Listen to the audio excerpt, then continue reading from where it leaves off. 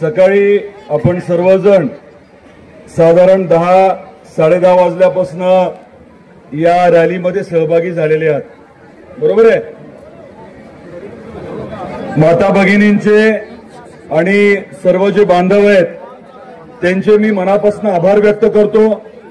एवढ्या 12च्या उन्हात दुपारी आपण या रॅलीमध्ये उपस्थित राहून आपण जो वेळ दिला आणि जो पाठिंबा दिला त्याबद्दल आपले मनापासून मी आभारही व्यक्त करतो।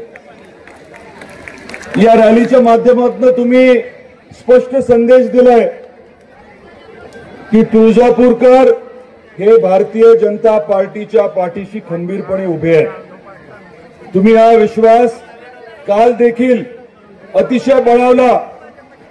आपल्याच भगिनी कुठे गेली, मुलगी आपली कुठे गेली, डॉक्टर अनुजा कदम परमेश्वर यांना आपण धाराशिव मध्ये आई तुळजाभवानीच्या तुळजापूरमध्ये पहिली बिनविरोध नगरसेविका म्हणून निवडून दिला।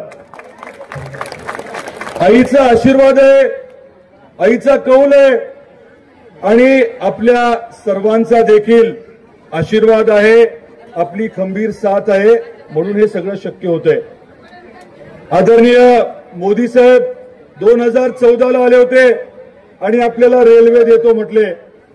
आता आपल्या सरकारने 3,295 कोटी रुपये आपल्याला मंजूर केले। रेल्वेचं काम आपल्यालाही माहिती आहे, धाराशिवपासून तुळजापूर पर्यंत चालू आहे, लवकरच पुढचंही चालू होईल। 3,225 कोटी रुपये दिले। आपल्या या मंदिराच्या परिसरासाठी 1,800 कोटी रुपये दिले। त्याची पहिली निविदा 400-450 कोटीची आता निघाली आहे। भक्त सुविधा केंद्र पहिल्या टप्प्यात होत आहेत, जी जमीन आपल्याकडे उपलब्ध आहे तिथे होत आहेत। आपण 350 कोटी रुपये आपल्या शहरातल्या नागरिकांसाठी ठेवलेत, ज्यांची आपण जमीन घेणार आहोत। जे काही बाजारभाव आहेत त्याच्यापेक्षा जास्त पैसे देण्याचा आपण संकल्प केलेला आहे। दर्शन मंडप कुठे करतोय आपण? सगळ्यांची मागणी काय होती, कुठे करा? बरोबर महाद्वाराला लागून आपण दर्शन मंडप करतोय। आपण विकास करताना सर्वांगीण सर्व बाजूने विकास करतोय। एकीकडे 108 फीटचा पुतळा रामदेराच्या तिथे आहे, टाटा इन्स्टिट्यूट जवळ, खाली पाण्याचं आहे, बगीचा आहे, परंतु त्याच्याच बरोबरीने आपण आपल्या रेल्वे स्टेशन जवळ 150 कोटी रुपयाचं प्राणी संग्रहालय करतोय। पाचुंदा तलावाच्या तिथे प्रचंड मोठ्या वॉटर स्पोर्ट्स आणि वॉटर पार्कचं काम करतोय। सगळीकडे कसा विकास होईल हे आपण प्रयत्न करतोय। आणि तुम्ही स्वतःला विचारा, गेल्या 5 वर्षात तुळजापूर मधल्या जमिनीचे दर किती वाढलेत? कोणी देईल का उत्तर? देऊ नका, मनातल्या मनात ठेवा। पण किती मोठ्या प्रमाणात आपल्या इथले दर वाढलेत याचा तुम्ही निश्चित विचार करा। आणि माझं उद्दिष्ट काय? आईच्या दर्शनाला येणारा प्रत्येक भाविक जो आहे तो आल्यानंतर अगदी चांगलं दर्शन त्यांनी घ्यावं, योग्य सुविधा व्हावी, ऊर्जा त्याला मिळावी, आईचा आशीर्वाद मिळावा। आणि इथे राहणारे जे तुळजापूरकर आहेत त्यांना जे काही महिन्याला मिळतं, त्यांचं जे उत्पन्न आहे ते दुपटीने वाढावं, तिपटीने वाढावं। आलेला भाविक 2-2 दिवस इथे राहावा आणि त्या अनुषंगाने आपण प्रामाणिक प्रयत्न करतोय। हे सगळं आपण बघितलंय। पिठोबया विनोद गंगणेंच्या माध्यमातून गोरगरिबाचं जे काम आपल्या तुळजापूरमध्ये होतंय, गेले 15-20 वर्ष जे होते तुमच्या समोर आहे। लोकांनी आरोप केलेत, काही वेगवेगळं खोटं नाटं बोललंय, परंतु त्याच्यातलं वास्तव मी जनतेसमोर नाही महाराष्ट्राच्या समोर मांडलंय। माझी आपल्याला विनंती आहे, हे जे खोटं बोलणारे फिरतात त्यांना समोर घ्या आणि त्यांना एक एक प्रश्न विचारा।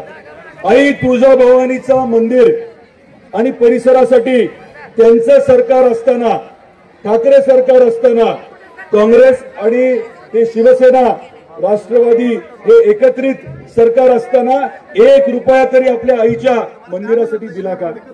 1 रुपया तरी आपल्या परिसरासाठी दिला का? जय भवानी जय शिवाजी म्हणतात ते। मी स्वतः आदित्य ठाकरेंना, उद्धवजींना लिहिलं होतं, मी म्हटलं पैसे नका देऊ, फक्त प्रस्ताव केंद्राकडे पाठवा, प्रसाद योजनेत मी पैसे आणतो. 100 कोटी द्यायला तयार होते केंद्र सरकार, परंतु या ठाकरे सरकारने, या शिवसेनेने, या काँग्रेसने आपल्या तुळजापूरसाठी 1 रुपया देखील दिला नाही. 1 रुपया दिला नाही. आणि आईचं नाव कुठल्या ताकदीवर ते घेतात. आपल्या रेल्वेच्या बाबतीत सुद्धा असं ठरलं होतं.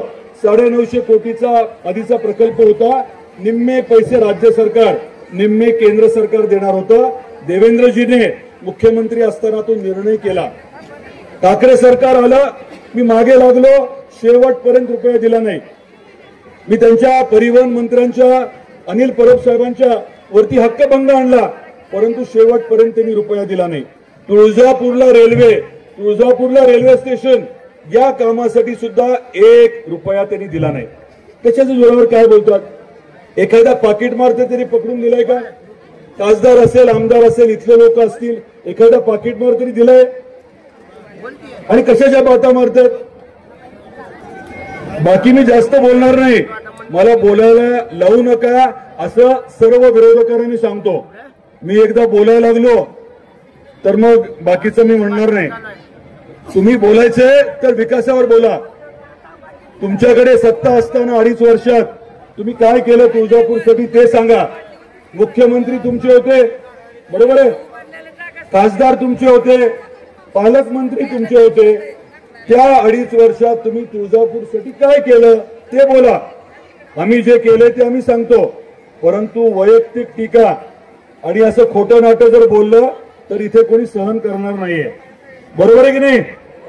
आणि माता भगिनींना माहितीये, आपण इलेक्शनच्या दरम्यान जेव्हा भेटलो तेव्हा तुम्ही मला काही गोष्टी सांगितल्या होत्या.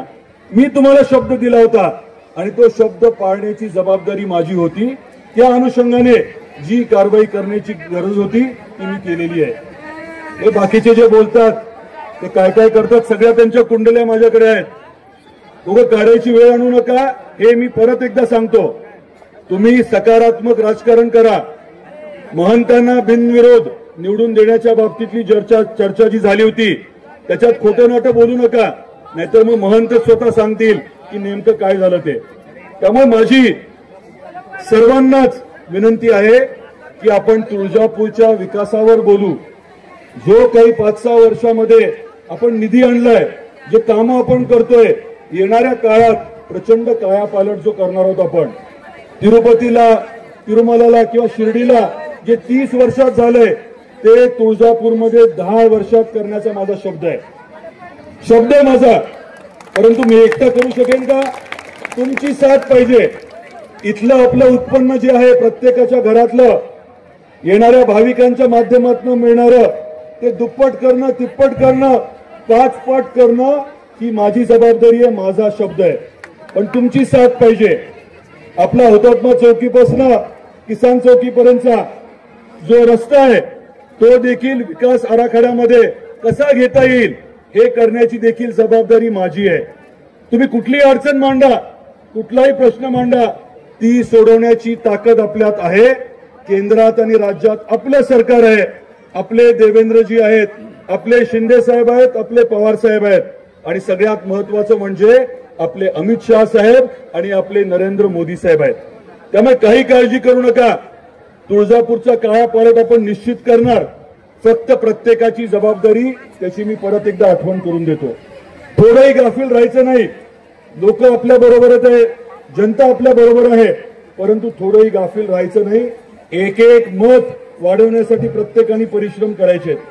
आपले मित्र, नातेवाईक सगळ्यांना समजून सांगा की कशासाठी निवडणूक आपण लढतोय.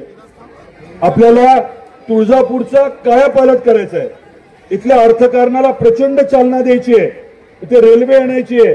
इथे वेगवेगळ्या माध्यमातून भाविकांची सोय करायची आहे आणि स्थानिकांवर कुठेही अन्याय होणार नाही, कोणाचाही आर्थिक नुकसान होणार नाही. उलट जे या प्रक्रियेमध्ये पुढाकार घेतात त्यांना बाजारभावापेक्षा जास्त रक्कम कशी मिळेल याची जबाबदारी मी स्वीकारलेली आहे. आपल्या तुळजापूरने विधानसभेच्या निवडणुकीमध्ये मला किती मताधिक्य दिलं? आपणच सर्वांनी किती दिलं? किती मताधिक्य दिलं?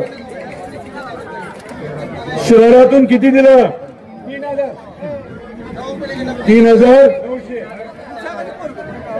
3,000 लीड दिली.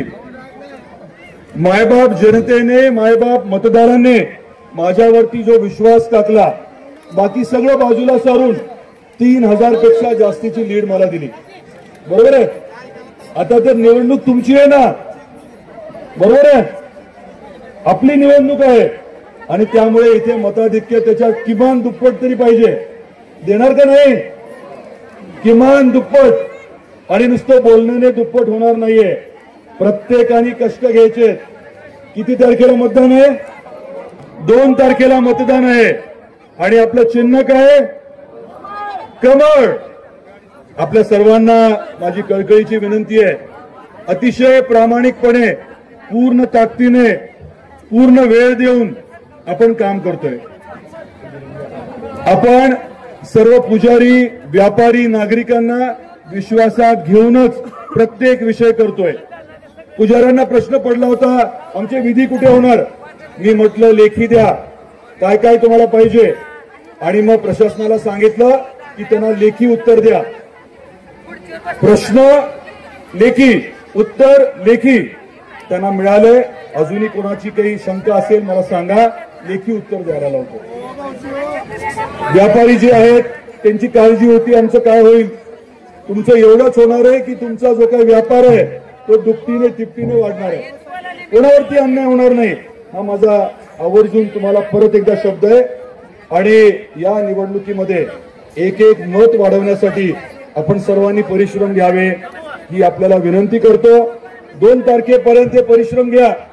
पुढचे 5 वर्ष जबाबदारी आमच्यावरती सोडा.